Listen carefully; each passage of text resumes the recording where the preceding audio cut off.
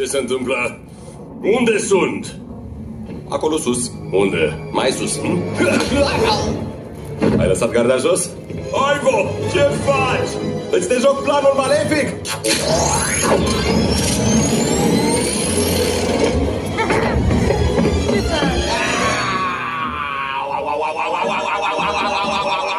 Lasă mustața!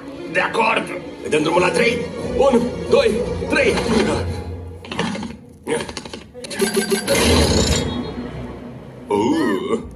Un nanopumn. N-am mai văzut unul din 2011 când m-am uitat la Green Lantern în bătaie de joc. Îl țineam pentru Comic-Con. Dar acum nu o să mai fie niciun Comic-Con. Na!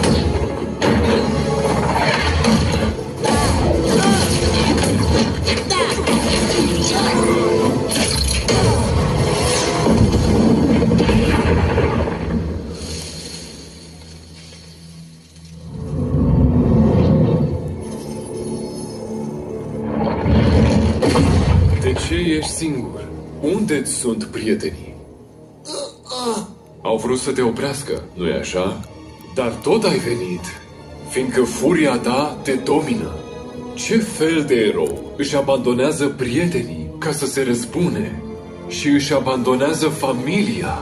Să nu vorbești despre familia mea! Iar eu care credeam că ții cu adevărat la ei, mai ales la... cum îl cheamă? Tom?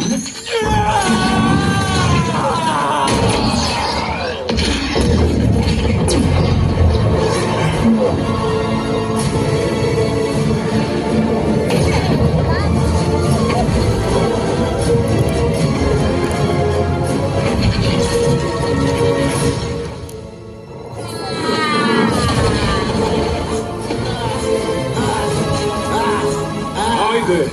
Termină cu asta! Ce mai aștept?